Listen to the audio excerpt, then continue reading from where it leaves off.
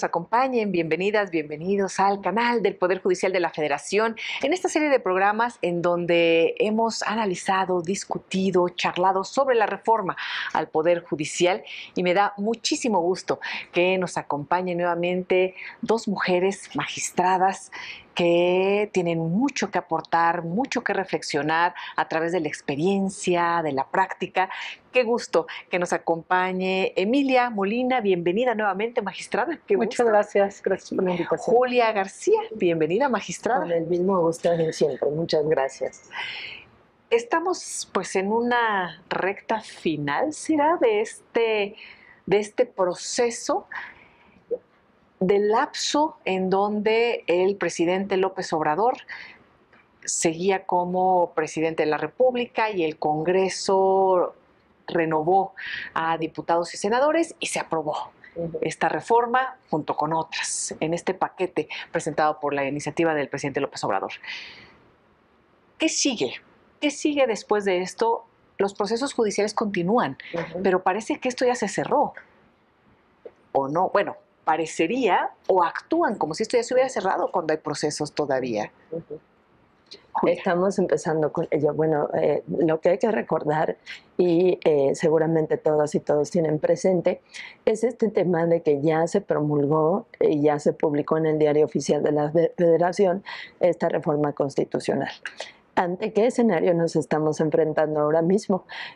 Al día de ayer hubo una jueza de distrito que incluso ya ordenó a las autoridades responsables, concretamente a la presidencia, que retrotraigan ese acto y que bajen la publicación correspondiente. Entonces, bueno, seguimos advirtiendo un escenario de entrada de enormes resistencias porque lo que comentábamos algún día, sigue siendo delito el no cumplir con una suspensión, el no cumplir con un fallo, presenta de entrada un problema o una crisis, ¿no? Sí. Una crisis que nunca se había vivido en este país. Pero además estamos ya advirtiendo que se están promoviendo ya las demandas de amparo, algunas colectivas, algunas por personas que se sienten afectadas con esta reforma, que empiezan a transitar por los tribunales. Entonces, no podemos tener un dato cierto de cuántas se han recibido, etcétera, porque justo estos días son los que permiten la ley que se promuevan estas demandas. Entonces, está ya en curso este litigio nacional donde se están promoviendo demandas de amparo.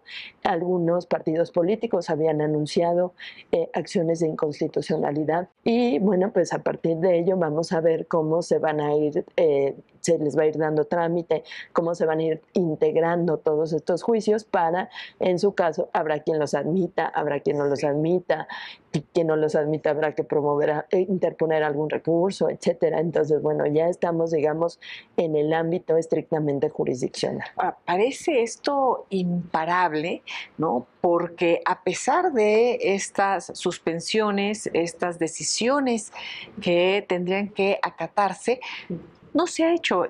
Y al contrario, bueno, el presidente López Obrador firmó justamente en un día muy especial porque a él le gustan los símbolos, le gusta el mensaje de la retórica que sea oficial, que sea muy poderosa, y lo hizo un 15 de septiembre, acompañado además de la presidenta electa, Claudia Sheinbaum, por si hubiera duda de que algo pueda cambiar con el cambio de titular del Ejecutivo Federal. Entonces, esto se ve así. Hay fuerza que conduzca al cauce legal de estos desacatos que ya se han cometido? Bueno, debería, a ver, yo creo que no estamos al final de esta batalla de la reforma, porque además también está iniciando el proceso de implementación, no solo la defensa, sino que el proceso de implementación también está iniciando, lo que implica también que hay nuevas autoridades que se están incorporando en cada quien en su ámbito de competencias a la implementación justo de esta reforma. Son nuevos actos y que tendrán seguramente, ya, por ejemplo, el INE ya tiene también una suspensión otorgada a alguna persona quejosa para que el INE detenga este proceso extraordinario de elección. Entonces, habría que ver si al igual que otras autoridades desacataron y violaron la suspensión, si estas nuevas autoridades van a aceptarla, van a respetarla en un marco de legalidad. Yo sigo creyendo que este país todavía es un Estado de Derecho donde hay leyes y donde las leyes deben acatarse, y que las suspensiones que se dictan por órganos jurisdiccionales que están vivos, que están dentro del marco de la legalidad, se acatan o no. Deberían estar todas las resoluciones. Es un mensaje muy grave que las autoridades federales, el Congreso, ambas cámaras y el presidente de la República en especial no hayan acatado estas medidas cautelares, porque el mensaje a otras autoridades, incluso para otro tipo de actos, es: no hay que respetar las sentencias, no hay que respetar las resoluciones jurisdiccionales, y eso no pasará nada. Es muy grave, muy, muy grave, porque primero pues se destruye de facto el Estado de Derecho, se generan crisis constitucionales, se generan además otro tipo de problemáticas derivadas, como decía Julia, de que la violación a la suspensión, el desacato a las sentencias de juicio de amparo son delitos. Entonces, es muy grave lo que se manda de mensaje, es muy grave que se empiece a hacer esto, porque además se deja en absoluto estado de indefensión a las personas que ya se les está viendo de manera momentánea y por encimita, por decirlo de alguna forma, cuando dictamos las medidas cautelares, pero incluso cuando ya hay una sentencia donde se demostró la violación de derechos humanos, y que entonces las autoridades que violaron o que aparentemente violaron los derechos humanos no van a reparar esa violación, no van a detener esa violación de derechos humanos. Entonces, ¿dónde queda la población? Sí. Desprotegida. Sí. Pero yo sigo creyendo que sí hay esta fuerza de la legalidad, que es en la que confiamos porque estamos acostumbradas y acostumbrados a partir de ahí hacer nuestro trabajo, a partir de ahí generar nuestras vidas. Y entonces yo creo que sí habrá esta fuerza legal para reencauzar lo que está sucediendo. ¿Y qué sucede? Sí, sí, Julia. Fíjense que a propósito de eso, es terrible este escenario, porque ya nos han comentado de autoridades que nada tienen que ver con este proceso en particular, que ya abiertamente están desacatando suspensiones. Entonces, de verdad, esto nos puede llevar a una crisis de ingobernabilidad nunca antes vista en este país, porque tendría que tener una consecuencia. El hecho de que una conducta desde nuestro código político, que es la Constitución, desde las leyes que de ella emanan, particularmente la Ley de Amparo, contemple un catálogo de conductas que son sumamente reprochables y que ameritan desde luego, previo proceso, que ameritarían una condena. Bueno, pues eso sigue siendo un delito. Mientras la norma esté vigente, mientras sea una norma positiva, es decir, es nuestro derecho escrito, vigente, actual, que tiene que aplicarse, no habría forma de no llegar a un escenario como estos, porque lo que está en riesgo es precisamente el cómo convivimos todos los días, permitiendo que arbitraria y abiertamente se cometan delitos y que nadie haga nada, ¿no? Pues se han cometido ya delitos así, abierta y arbitrariamente. Me parece muy grave porque se habían seguido cauces legales, por supuesto, para lograr incluso la mayoría calificada con una sobrerepresentación, porque así lo interpretaron y así lo decidieron en el Instituto Nacional Electoral, después en el Tribunal Electoral del Poder Judicial de la Federación. Es decir, son cauces legales y está bien y se respetan. Pero cuando se cometen delitos abiertamente violando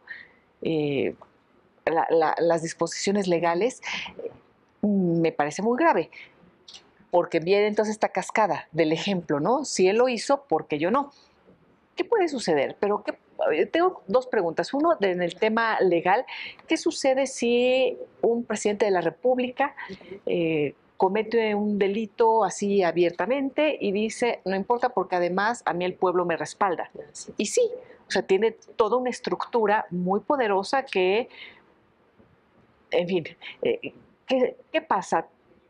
¿Tiene algún tipo de castigo un presidente que no acata una suspensión? Si hay un procedimiento en la Ley de Amparo que está previsto no solo para el presidente, para cualquier autoridad que sea señalada como autoridad responsable y que desacate una suspensión. Pero hay diferencia entre autoridades. Porque hay algunos por ejemplo, que tienen fuero y como el presidente de la República, o sea, y otros que no. Si desacata el presidente, es lo mismo que si desacatara, que esperemos que no, la presidenta del INE, la suspensión que hay diferencias en las consecuencias que pueda tener la persona portadora de esa investidura. Bueno, de entrada, decíamos, toda autoridad responsable tiene esta obligación. El presidente de la República particularmente sí tiene un tratamiento diferenciado. Ajá. Y se entiende porque pues, es el titular del Poder Ejecutivo. Sí. Pero salvo esa figura presidencial, todas las autoridades tienen que responder por sus actos. Por eso se les llama autoridades responsables. Tú tienes la obligación de responder por lo que estás haciendo. Y acá podríamos pensar en todo este panorama que tal vez le apuestan a que pase el tiempo y a que esto se diluya. Pero la propia ley de amparo lo que contempla. Los jueces que proponga el propio partido o gobierno, pero incluso, que son los que se van a, bueno, en parte se votarán, sí. Entonces estaremos más protegidos. Exacto. Pero acá lo que dice la ley de amparo, y lo dice muy claro, es que cuando alguien comete uno de los delitos que contempla no acatar una suspensión o medida cautelar, no cumplir una ejecutoria, la responsabilidad subsistirá aun cuando dejen el cargo. Entonces eso es importantísimo que se sepa, porque no es un tema de, ay, yo ya terminé, muchas gracias, ya me voy a mi rancho y aquí ya no pasó nada, porque la ley sigue siendo muy clara. Hay un artículo de la ley de amparo que dice que todas aquellas personas que dejen el cargo de autoridades responsables, eso no les exime de las responsabilidades derivadas de los incumplimientos. Entonces, podría tener consecuencias después de dejar el cargo, incluso en esta figura presidencial, por una parte, y por la otra, pues las autoridades que están desacatando y que no están cumpliendo con las suspensiones, porque me dicen, pues si no la cumplió el presidente, pues yo, porque en otros casos distintos que tienen que ver con la protección también de derechos de la ciudadanía que va y presenta un amparo, pues esas personas están además mucho más expuestas, imagino, esas autoridades. Es que, por ejemplo, tenemos algunos actos reclamados, por ejemplo, la privación ilegal de la libertad. Privación ilegal de la libertad, ¿qué significa? Que una autoridad, por ejemplo, una policía municipal, llega y detiene a alguien sin tener la orden correspondiente. Así es. Y contra ese acto, tenemos muchos asuntos así en todo el país, se presenta un juicio de amparo y se concede una suspensión para proteger la libertad, uno de los derechos más valiosos que podemos tener como seres humanos. Y entonces se concede la suspensión y lo que está sucediendo, porque ya nos han contado de otras partes de la República, es que las policías dicen, no lo voy a cumplir. ¿Y eso qué significa el no la voy a cumplir? Que encarcelan a personas que la persona que está detenida va a seguir detenida ilegalmente. Ilegalmente. Porque estamos con este sistema de no acatar las resoluciones del Poder Judicial, con esos falsos discursos que se han estado manejando, lo que sucede es que se está protegiendo al gobierno frente a actos, además autoritarios y aparentemente ilegales, y se está desprotegiendo a la población. Yo creo que eso es bien importante que se sepa, porque sí hay una consecuencia, y esta consecuencia, sin lugar a dudas, es la comisión de un delito, que es en este momento que se está violando la suspensión. Pero bueno, podría ser que los nuevos jueces no les importara y no lo tramitaran. Podría haber muchos otros escenarios a futuro, pero hoy lo que está pasando es la comisión de un delito, porque hoy la ley dice eso.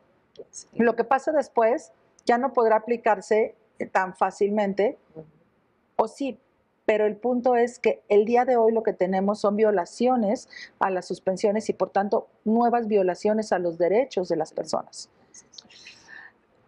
Decirlo así, bueno, me parece importantísimo, pero ¿qué sucede cuando la persona que viola esa suspensión, que es muy poderoso, con una gran popularidad, indica que más bien lo que quieren los jueces es mantener, y las juezas, mantener sus privilegios, liberar a delincuentes, creo que dijo hasta hacerse cirugías, mencionó el presidente en algún evento, ¿no? Que hasta se hacen cirugías.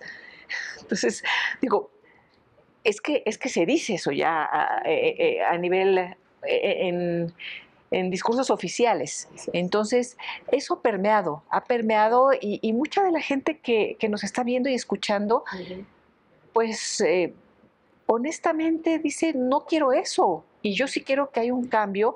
Y si él tiene que violar una suspensión y no acatar lo que le dice un juez, pues es por el bien de nosotros y del pueblo. O sea, y hay personas que lo creen. ¿Qué les dirían a estas personas que nos ven, que nos escuchan, que honestamente pues confían en que pueden tener un mejor país de esta manera? El mensaje para ellas y para ellos, es verdad que esta narrativa ha sido muy exitosa, ¿no? Ha sido una narrativa que además se ha repetido día con día a lo largo de los últimos años. Entonces, tenemos esta idea ya fija en la mente de jueces y juezas corruptos, que no trabajamos, que no hacemos nada, que no servimos para nada. Este tema de, pues qué bueno que no trabajen, nadie se va a dar cuenta.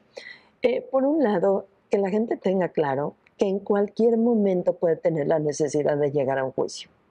¿Por qué? Porque muchas veces el desinterés es que a mí esos temas no me importan, porque yo nunca he tenido un problema de estos. Sin embargo, pensemos en que ustedes pueden hoy mismo salir a la calle y chocar con alguien, o que alguien les atropelle, o que roben su inmueble, o que venga un mandato de autoridad que diga te voy a embargar todo lo que tienes. En fin, los escenarios pueden ser vastísimos. Puede haber en cualquier momento, todas y todos somos susceptibles de requerir los servicios jurisdiccionales que se dan en el Poder Judicial Federal. Eso como un primer punto. Es decir, nos tiene que interesar. ¿Por qué? Porque nadie estamos exentos de nunca tener necesidad de acudir a una vía de estas, primero. Y segunda, ¿por qué nos afecta? Porque tenemos reglas del juego. El juego no lo podemos jugar como de cada quien quiera. A mí me gusta mucho una frase que les voy a compartir. Decía hace más de 2000 años Heráclito de Éfeso que la ciudad, es decir, el pueblo, debe velar por la ley como por sus muros. Y él decía, ¿por qué? Porque la ley es ese muro espiritual que nos protege a todas y todos. Es ese conjunto de reglas que ya nos dimos para jugar el juego lo mejor posible, lo más ordenado, donde ya sabemos qué nos toca hacer a cada quien, donde sabemos qué no podemos hacer cada quien, que puede generar repercusiones. Si yo le robo una bolsa a Emilia, pues desde luego ameritaré un reproche jurídico, ¿no? Ameritaré tal vez una pena privativa de la libertad. Si yo construyo una barda sin licencia, ya sé que me van a ir y me van a clausurar o me van a ordenar demolerla, etcétera. Entonces, generalmente mucho de lo que hacemos en lo social puede tener repercusiones jurídicas. Sí. Y para tener las reglas claras, para eso está la ley. Hay ocasiones en que hay leyes que no nos respetan tanto y por eso decimos, el juicio de amparo, entre otras bondades, procede contra las leyes y las disposiciones de observancia general que me permiten tener protecciones incluso contra las mayorías. Esa ley que tú sacaste para que, por decir algo, ¿no? Para que ahora este tema de la propiedad privada acá en la Ciudad de México, que si va a ser propiedad social o no, etcétera, si llegara a afectar mi propiedad, aun cuando tenga ese respaldo democrático de haber sido producto de todo un proceso legislativo, si viola mis derechos, el amparo me puede proteger aún contra esa mayoría que votó por esa ley. Entonces, por eso es tan importante que acatemos las leyes, porque tiene que ser un tema de convencimiento. ¿Yo por qué tendría que respetar la ley? Porque estoy convencida de que nuestra convivencia cotidiana tiene que regularse por reglas mínimas. Por ejemplo, pensemos en cuando vamos en el kinder y nos van enseñando todas esas reglas de espera tu turno, no tomes cosas que no son tuyas, pide las cosas por favor y gracias, etcétera, nos van preparando para civilizarnos, digamos, en alguna acepción. para irnos haciendo capaces de vivir en una sociedad, porque pensemos en sociedades donde no haya reglas, donde yo haga lo que quiera, me pasen los altos en el semáforo cuando quiera, pues lo mínimo que causaría son accidentes. Estaría yo dañando los bienes de la otra persona si choco con su coche, estaría yo lastimándola si la atropello, etcétera. Claro. La ley de la selva. Entonces, la ley nos garantiza para todas y para todos por lo menos una convivencia respetuosa y pacífica para que todas y todos tengamos acceso a derechos y a libertades por igual. Por eso es tan importante la ley. Ahorita que mencionabas esto de las mayorías que aún nos protege eso, y yo dije la ley del más fuerte, pues sí, incluso los amparos nos protegen de la ley del más fuerte. Claro. El más fuerte es este trabuco con mayoría que dice ahora somos mayoría y hacemos lo que queremos. No, el amparo nos protege en lo individual contra esa fuerza tan grande. Hemos platicado que el tema del Poder Judicial, las personas juzgadoras, hacemos un trabajo contramayoritario. No podemos estar igual que los senadores, los diputados que hacen trabajos mayoritarios, porque con las mayorías hacen las leyes, que por cierto, nada más para continuar con un poquito con lo que decía Julia, si me permites, es ciertamente las leyes son lo que le da estructura a la sociedad para poder convivir, pero a veces, a través de mayorías, las leyes se distorsionan y como cualquier acto de autoridad puede violentar derechos. ¿Qué ha pasado con las sociedades? Hemos evolucionado en fijar estándares, tanto a nivel nacional como internacional, de derechos humanos, de protección de derechos humanos. Y entonces, pero esto no ha sido una evolución por casualidad, sino por hechos de la sociedad, de la historia, que nos han llevado a replantearnos qué tanto la ley puede ser inamovible o puede no ser analizada. Y pensemos, porque eso se ha dicho también ya mucho en estos, pero volvamos a pensar, cuando en la Alemania nazi, su constitución decía que se podía hacer lo que hicieron como exterminio. Sí. Así decía la constitución. Es la ley máxima de la Alemania nazi, permitía que se hiciera eso. Entonces, si nadie lo pudiera revisar, eso estaría bien, sería legal, sería incluso constitucional. Lo era. En ese momento, pero cuando llegan los tribunales de Nuremberg, entonces se analiza no solo la actividad de las personas que estaban ejecutando los actos, porque hubiera sido muy fácil si nos ponemos en un discurso reduccionista a decir, mi acto era constitucional. O sea, no me puedes hacer nada porque la Constitución me lo permite y entonces yo estoy bien. En cambio, justamente esos tribunales lo que hacen es analizar esos actos y esa ley como Carta Magna para analizarlo frente a los derechos humanos y entonces por eso están estas condenas. Cuando nosotros planteamos que hay que revisar contramayoritariamente a través de los medios de control de constitucionalidad, es una evolución que ha habido en las propias sociedades, es una evolución que ha habido en la forma también de juzgar y sigue evolucionando porque cada uno de estos hechos históricos nos van llevando a plantearnos mejores formas de proteger los derechos humanos. Entonces no basta que la ley lo diga, sino que la ley lo debe decir atendiendo a los derechos humanos de la sociedad, que es además a quien se debe el legislador que emite la ley. Es decir, todas las autoridades, los tres poderes en cualquier nivel de gobierno, nos debemos a la sociedad. Es un solo poder, que es el poder del Estado, dividido en tres poderes para que entre los tres nos podamos regular y controlar. Entre los tres, cada uno de los tres tiene medios de control de los otros dos. Exacto. Pero todas las actividades que hacemos no deben ser para la mayoría que votó por alguien, para el que nos designó jueces o magistrados, incluso ministros, sino para la sociedad, esa que vota, la que no vota y la que es minoritaria. Con lo que nos acabas de decir, me parece que resume la preocupación que hemos escuchado también de organismos internacionales, de organismos que protegen derechos humanos en México y el mundo, de la sociedad civil, precisamente por esta reforma, más por el paquete de reformas que se ha presentado con el tema de Guardia Nacional, Poder Judicial, en donde se pinta un panorama muy complicado de esta ruptura de equilibrios que mencionas. Ya llamaba la atención esta ruptura que se ha dado entre el Ejecutivo y Legislativo, en donde los legisladores y legisladoras han actuado como parte comparsa del Ejecutivo y no como voz de quienes los votaron, de sus representados, ¿no?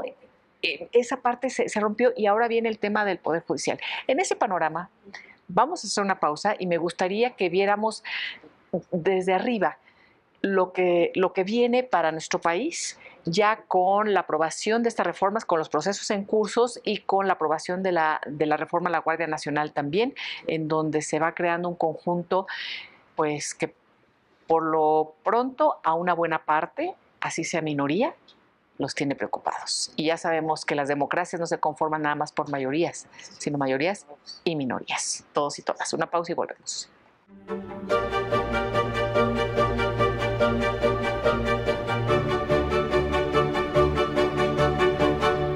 Seguimos en esta charla muy interesante porque estamos analizando la reforma al Poder Judicial desde el momento en que nos encontramos en esta plática, pero también, y no podemos dejar fuera lo que se ha aprobado en este paquete de reformas y que tiene que ver con la Guardia Nacional, y ya fue aprobada también con el voto 86 de el senador que dice que sigue siendo del PAN y que no es de Morena, Yunes Márquez, que por cierto va a participar en la Comisión de Justicia.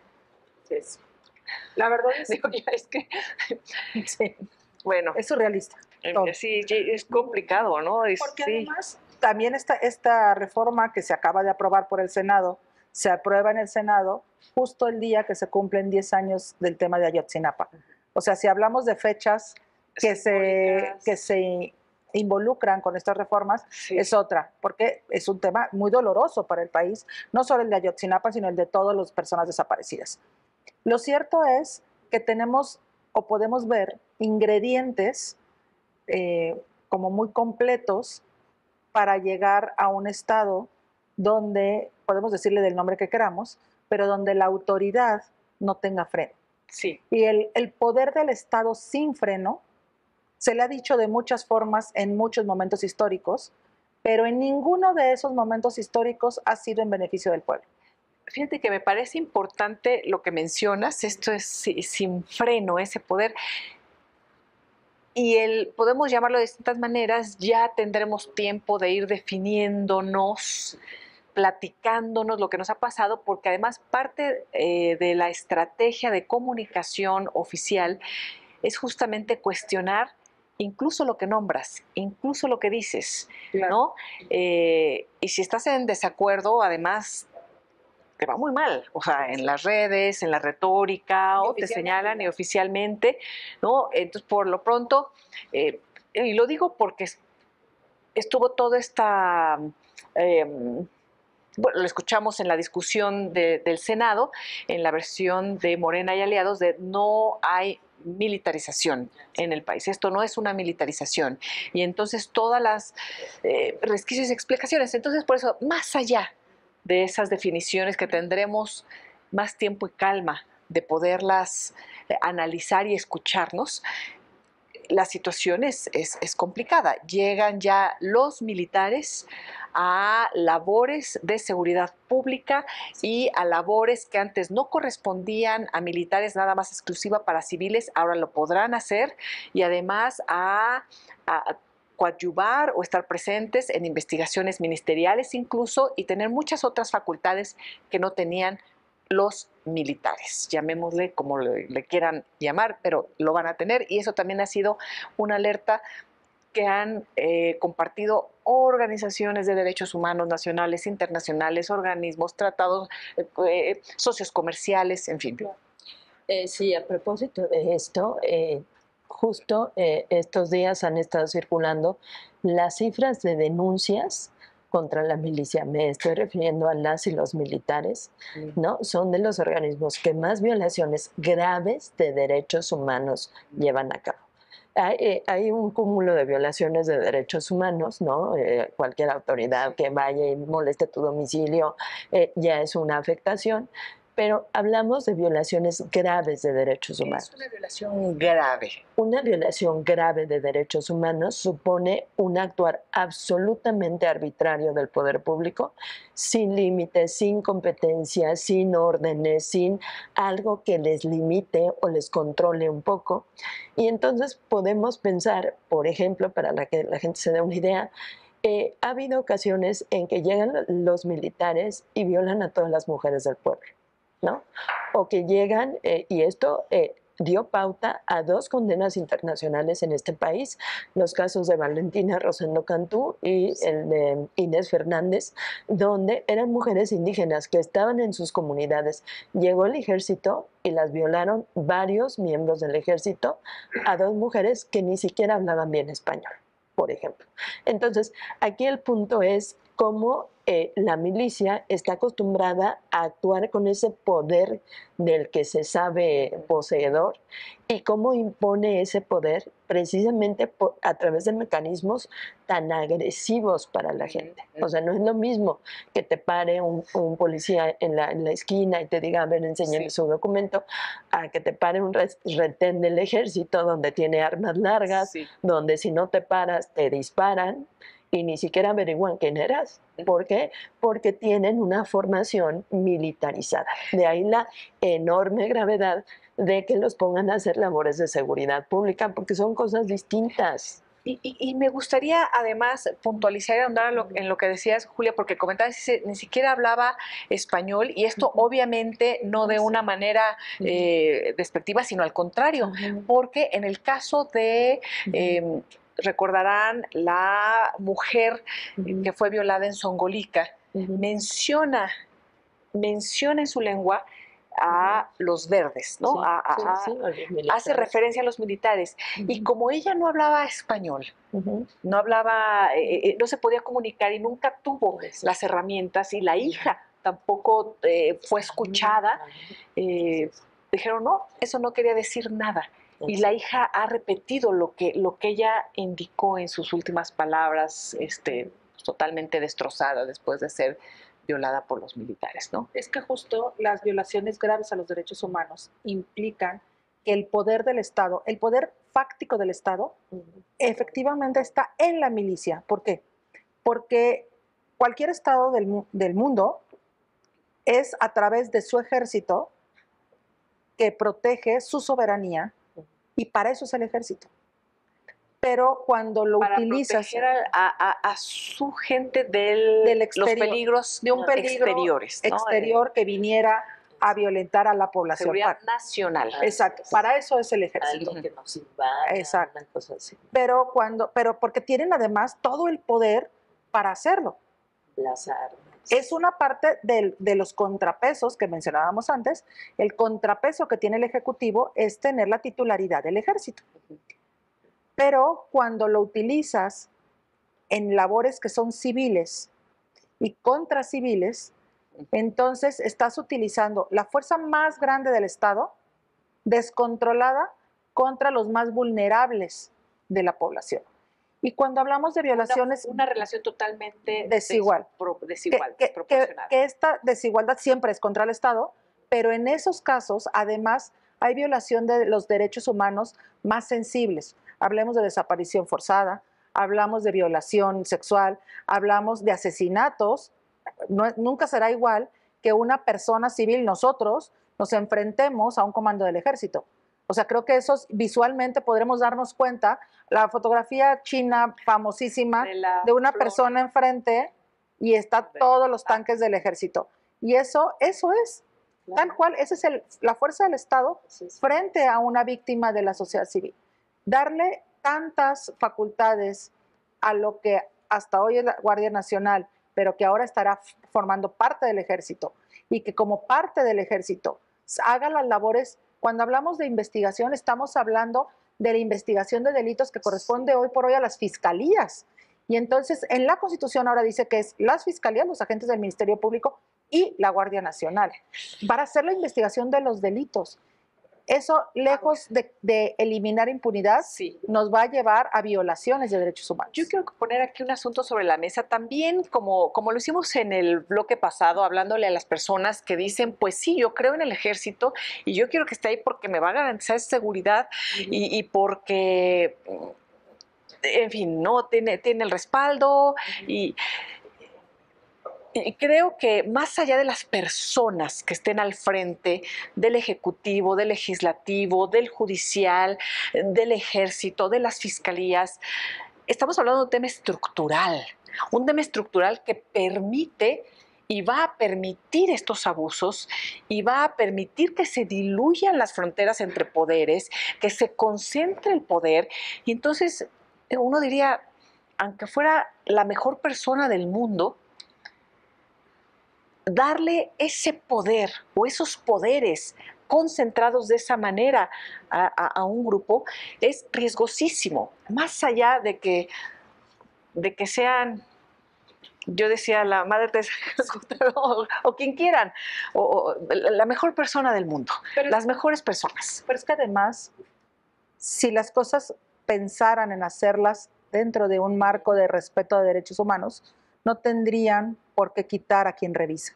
No tendría que molestarles que se revise, porque al contrario, son los jueces, juezas, magistrados y magistradas, los poderes judiciales. Sí. Sí, hay un dicho entre la población comercial que dice que al buen pagador no le duelen las garantías.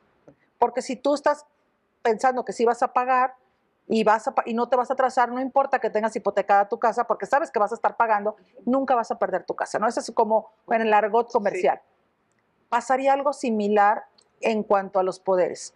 Si yo, Poder Ejecutivo, no pienso violar derechos humanos, ¿qué me importa que me revisen? Porque entonces, si el Poder Judicial me va a revisar, lo único que va a decir el Poder Judicial es, estás bien. Está bien, lo que hiciste está bien, está en el marco de protección de derechos humanos. Lo que han dicho públicamente es que si tienen 35 millones de votos, ¿por qué alguien les puede decir que hay algo que no pueden hacer? Eso es gravísimo, porque claro que las autoridades, incluido el Poder Judicial, no podemos hacer lo que nos dé la gana. Nuestro límite siempre son los derechos humanos. Entonces, debe haber alguien, como está conformada nuestra república, es el Poder Judicial, de decir, mira, esto no lo puedes hacer. ¿Y por qué no les revisaría? O sea, ¿por qué se diluyen? Yo comentaba y dije hace un momento sus jueces, ¿no? Y me gustaría que profundizáramos en eso porque se aprobó una reforma que incluso me parece que está en la propia Constitución hasta cómo debe de venir las N,000 boletas con N,000 nombres que no vas a conocer. Pero ¿quiénes van a proponer a las personas que el pueblo, que nosotros, que la ciudadanía vamos a tener enfrente y vamos a tener que decidir quién nos va a limitar el universo de juzgadores y juzgadoras para el Poder Judicial Federal? El poder político. El poder está político diseñado actualmente. Bueno, yo querría decir algo a propósito de lo que comentaba Emilia. Es verdad que desde la soberbia de sus 35 millones de votos han dicho por todos lados que tienen el respaldo del pueblo, pero somos 130 millones de personas. Es decir, voto por voto no tuvieron mayoría nos están dejando fuera. Después se fueron a 95 millones de personas. Es verdad que hablamos de niños y niñas y de quienes no tienen la calidad de la ciudadanía, pero en realidad es falaz lo que nos dicen, ¿no? O sea, este tema de mi gran mayoría, pues en realidad termina siendo casi una cuarta parte de las personas que en total somos en este país, ¿no? Entonces, bueno, hay que decirlo también muy claro y muy fuerte. Ahora, ¿quiénes van a proponer a las personas que lleguen a las boletas? Fíjense que, y también ha sido muy recurrente este tema, porque nos parece que el sistema es perverso y está diseñado para que solo ciertas personas incidan en quién va a llegar a la boleta. Pensemos en que para un cargo haya 300 personas interesadas, ¿no? Porque además los requisitos ahora, de verdad que yo creo que para cualquier trabajo te exigen más requisitos que para ser juez o jueza de distrito. De verdad es una cosa espeluznante, si quiera pensarlo. No hay una edad mínima. Su iniciativa primero era que fuera mínimo 25 años, quitaron ese requisito. ¿Qué quiere decir? Que algún estudiante que hizo su prepa abierta en 1 año y medio y que hizo una carrera en 2, 3 años, porque hay escuelas que ya lo permiten, que les gusta en 21, 22 años, ya va a tener una carrera de derecho que le va a permitir acceder a ser juez o jueza de distrito. Porque además lo que se pide, y es sorprendente porque lo dice la Constitución, dice 5 cartas de recomendación que pueden ser de los vecinos. No. De verdad. Pero lo dice la Constitución. O sea, lo sí, dice la Constitución. Sí. ¿No? O sea, las cartas de recomendación pueden ser de los vecinos. O sea, yo me llevo bien con los vecinos de la cuadra y ya la hice, porque entonces formalmente cumplo con esos requisitos. Ahora, de esas 300 personas que aspirarían a un cargo, ¿quién va a elegir a quién poner en la boleta? Exacto. Y volvemos al tema. Lo que dicen los transitorios es, bueno, pues eso se lo van a repartir el Poder Legislativo, el Poder Ejecutivo y el Poder Judicial. Entonces va a estar repartido. O sea, el Ejecutivo y el Legislativo, pues es Morena Gobierno. Tienen esa mayoría calificada. Bueno, no sé qué cuotas vayan a dejar para los otros partidos políticos. El gran tema es que como fue una reforma al vapor, los artículos transitorios, fíjense que cuando nosotros interpretamos las leyes, los artículos transitorios siempre son muy útiles, porque precisamente se llaman transitorios porque son las normas de tránsito, son las que nos van a permitir pasar de un ordenamiento a otro, y entonces nos dicen cuándo va a entrar en vigor, cuándo van a necesitarse las leyes reglamentarias, qué va a pasar, e incluso en ocasiones vienen escalonados, van a salir 2 ministros este año y luego otros 2 y así hasta que se logre tal cosa. Todo eso en una correcta técnica legislativa tendría que haber sido desarrollado en los transitorios. Sí. Estos transitorios, por ejemplo, dicen, ¿no? Para que vean nada más las cosas que incluyeron. Dicen, bueno, cada poder va a registrar una lista de sus candidatos y candidatas. Entonces, las candidatas y candidatos del Ejecutivo, las del Legislativo y las del Judicial. Y luego dice, y quien no lo haga pierde su derecho a hacerlo, ¿no? Y entonces dice uno, ¿y entonces quién va a llenar esos lugares? Porque entonces los otros dos se lo reparten. Si alguno de los poderes no lo hace, entonces podríamos tener un candidato único, por ejemplo. Exacto. Si hay 2 candidatos del Legislativo, 2 del Ejecutivo y 2 del Judicial por cada puesto. Y entonces pensemos en que el Ejecutivo solo manda un candidato, el Legislativo no manda a nadie y el Judicial tampoco, porque además hay que pensar que el Judicial estará renovado íntegramente dentro de 2 años. Entonces, el nuevo Poder Judicial dentro de 2 años... El nuevo Poder Judicial es el que va a decidir. Va a decidir 2 candidatos. Va a mandar para jueces. O sea, la tercera parte. ¿Y quién va a decidir al nuevo Poder Judicial? Las votaciones. Pero, a ver, volvemos a el poder político. Sí. Porque ¿quién va a poner a los 2 candidatos del Legislativo? Pues si lo hacen por mayoría, evidentemente Morena. Y no exige mayorías calificadas. Si lo pone el Poder Ejecutivo, pues Morena. Entonces ya tenemos 4 candidatos de 6 de Morena. Y luego el Judicial podrá proponer otros 2, en este momento no sabemos quién podría ser, pero bueno, 2, pero dentro de 2 años el Poder Judicial también va a ser ya renovado de esta nueva reforma, y entonces podrá ser un Poder Judicial de Morena. Cuando dices el Poder Judicial, ¿es la Suprema Corte de Justicia? No, es que ¿o es el Poder Judicial? No sabemos quién, pero... O sea, es Consejo de la Judicatura, o sea, no sabemos quién lo va a procesar. No sabemos a quién se refiere. Y entonces vuelvo al tema de, como les estoy explicando. Ya tenemos a 2 candidatos de cada quien. Candidatos. Entonces, resulta que hay que hacer las boletas, ¿no? Para empezar, ya dijimos, ¿qué va a pasar si alguno no nombra? ¿Quién sabe? Porque las normas no dice. O que ninguno o que ninguno nombre, ¿no? ¿Quién sabe? Entonces, resulta que hay 500 gentes para un lugar. Y es ahí donde aprende la insatulación, que en pocas palabras es la tómbola. ¿No? Sí, o sea, les van a meter con bolitas y ahí la que salgan. Catafixia. Que esperemos, además, que fuera un ejercicio honesto. Sí. porque acá nadie nos garantiza que esa tómbola Pero o esa No van insaculación. a querer tómbola con 500. Claro. No van a querer tómbola Es que con 500 se porque supone entonces... que así está. así lo ofrecieron. No, pero ¿no? ¿cómo está Sí. en la Constitución? Bueno, Es que tienen dice los que transitorios, necesitamos las... Bueno, ¿Cómo? es la insaculación. sí va a haber si hay muchos candidatos, se acude a un método de insaculación, que en pocas palabras es la tómbola, ¿no? Porque hay otra tómbola claro. antes que es para nosotros. Exacto, para los que se queden Los que y los estamos que en sigan. el Poder Judicial en este momento en Ajá, funciones, hay una primera tómbola para saber quiénes se van en un año y quiénes se van en 2. Así es. Si no renunciamos. O sea, tú vas a agarrar tu bolita y 1 año, 2 años. No sabemos cómo quién, pero, va a depender. pero en teoría va a ser el Senado. El Senado nosotros le van a mandar todos los nombres de los que no renuncien a la candidatura. Ok.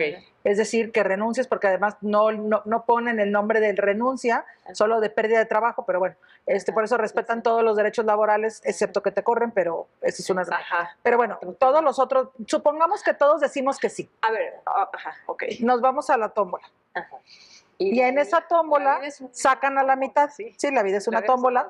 Entonces nos sacan a la mitad y esa mitad que sale va para afuera en un año. Lástima, No va para afuera, va para la elección popular. Son candidatos para la elección popular. Si no te eligen en el primer proceso de elección, ahí sí vas para afuera. Entonces, a ver, primero, quienes quieran quedar, algunos van a decir, yo no le voy a entrar a esta. Y declinamos a esta cosa, ¿no? Sí. Yo no. Ajá. Pero hay quien dirá, yo sí. Entonces, quien diga sí, se va a la tómbola, a la primera tómbola. No, aunque no digan nada. Es que ese es el tema. Tienes que decir expresamente que no. Y te vas, ¿cómo te vas a ir? Te van a pagar una indemnización. ¿Cómo? Que eso nos va a costar. Nos va a costar a la ciudadanía. Este país, sí, nos va a costar. Para empezar, quienes digan no, tienen que ir conforme a la ley, indemnizados, se van. Sí. Y expresamente lo tienen que decir. Conforme a lo que dicen los transitorios de la Constitución, es porque también está ahí. Por eso decimos, es una locura, porque, bueno, ya llegamos a ese punto. Entonces, a la 25, donde necesitan a la mitad de jueces y jueces. En esta primera etapa llegan y en la primera tómbola del Senado hay quienes se quedan. No se quedan, se van de candidatos. No, pero hay unos que se quedarán y otros que se van de candidatos. No. O sea, puedes ser candidato en 2025. O sea, los que sales en la 2027. tómbola de lástima, Emilita, te vas y ya. No. La mitad sales en la tómbola y si sales... Sí, pero la otra... Dividan en dos. Una mitad va de candidato en 2025 y otra mitad va de candidato en 2027. De candidato, o sea, logras en la tómbola, si ganas, la candidatura, o sea, ser candidato, participar en una... Y si no resultas electo, entonces ya te vas. Exacto, ya, adiós. Pero aquí volvemos al tema. Entonces, me van a presentar, si son 2 o 3 candidatos por lugar, pensemos en la Ciudad de México que tiene 2,000 personas juzgadoras. Y entonces va a ser una lista de 6,000 personas juzgadoras, ¿no? No, somos 400. Bueno. 400 y entonces son 2,400 candidatos. 2,400 en Ciudad de México. Y entonces imagínense una boleta con 2,400 nombres. Porque además, lo que decimos, ¿quién va a tener la capacidad de llevar a la gente a las urnas? A ver, y esos 2,400 nombres, ya las candidaturas... ¿Qué van a hacer? Incluyen a los del Poder Judicial, a los del Poder Ejecutivo. O sea, son los que escogieron el poder, siempre son los que escogieron los poderes. Los poderes políticos. Son 6 candidatos. O sea, esos son. Sí. 6 candidatos por puesto. Y entonces tienes que escoger tú como votante uno de esos 6. Pero no solo lo tienes que escoger y tacharlo como hacemos comúnmente, sino que hay que escribir el nombre. Entonces hay que escribir 400 nombres en Ciudad de México. Se acaba de hacer un ejercicio que salió público y son horas, 4 horas para escribirlo, si escribes rápido. Claro. Pero si no escribes rápido, y entonces tendrás que estar días con la casilla abierta, porque ¿cómo limitas si hay gente que quiere votar? Sí. Creo que se habla de más de 30 días con casillas abiertas para que a la gente en promedio le dé tiempo. Y más de 3,000 millones de pesos para imprimir las Le boletas. preguntaban a la presidenta consejera del INE si ya estaba lista, pues yo entender que sí, o que dijo, debemos estar, tenemos que, o sea, como que una acción así de vamos a echarle ganas, ¿no? De la Constitución nos obliga y hay que estar listos. Y hay que estar. Pero aquí lo que hay que decir es que hace unas semanas, cuando se abrió el primer foro de debate y de discusión de la reforma judicial, lo primero que ella llegó a decir es que el Instituto Nacional Electoral no tenía los recursos, no estaba preparado y no había cómo arrancar una votación de ese tipo. Y eso lo dijo ella ese día. Y no tiene más de 2 meses que lo dijo. Ahora, mágicamente, resulta que está absolutamente preparado el instituto para hacer frente a esta cuestión que es una odisea de verdad. Bueno, y también hay que recordar que hace unos días se otorgó una suspensión para que se frene por lo pronto este proceso del Instituto Nacional Electoral, independientemente de las otras que se han dado, este en particular, ojalá se consideren las mejores acciones para México, que yo creo que de verdad la gente, México se lo merece, se merece un mejor país del que teníamos y no de los que hemos tenido, y no un país con las preocupaciones y los riesgos estructurales que se están presentando actualmente. Todavía estamos en ese momento, en el momento de los procesos judiciales, los distintos procesos, y también en el momento de un cambio de gobierno. Llegará la primera mujer presidenta en la historia de nuestro país y me parece que todos estos ingredientes también podrían impactar en las decisiones que se van a tomar desde la clase política, que es la que está ahorita actuando a través del Ejecutivo y Legislativo para llevar a cambio estos grandes cambios. Entonces, pues no se merece este retroceso, de verdad es un retroceso de más de 200 años en nuestra convivencia democrática, en nuestra fortaleza institucional. Porque algo que también hay que comentar siempre es el Poder Judicial siempre ha hecho esta función de contrapeso al margen del poder político en turno. Es decir, no nos ha importado si estábamos con Peña Nieto, con Calderón, con Fox, ahora con esta presidencia. La actuación siempre ha sido la misma, es decir, no es el ánimo de perjudicar específicamente a alguien. El contrapeso siempre ha existido. Lo que pasa es que con esta última narrativa de este sexenio, bueno, pues se nos puso como el enemigo a vencer, y que la gente sepa que en el Poder Judicial Federal no somos el enemigo del pueblo, somos el contrapeso efectivo de ese poder desproporcionado que puede resultar hasta despótico. De verdad, el no tener límites mínimos a ese poder puede llevarnos a excesos preocupantísimos. Sí. Y que sepamos, que tengamos claro que cualquiera, en cualquier momento, podemos ser objeto o víctima de un acto autoritario y que no va a haber nadie que nos proteja. Julia, muchísimas gracias. Un gusto. Emilia, Gracias. ¿algo más que quieras comentar? Pues en medio minuto, el poder que estamos viendo en este momento, que va a cambiar, que van a cambiar actores, creo que necesario que reflexionemos que tanto las autoridades como la sociedad tenemos un reto histórico para proteger la democracia de nuestro país y para mejorar las condiciones en que toda la sociedad vive frente al gobierno, frente a la propia sociedad y el respeto de todos los derechos humanos. Yo creo que es momento de que asumamos nuestro reto histórico, que asumamos nuestra responsabilidad histórica, no solo como autoridades, sino también como sociedad, y exijamos tener el México que merecemos. Muchísimas gracias. Julia, muchísimas gracias. Gracias por haber estado con nosotros. Nos vemos en el próximo programa.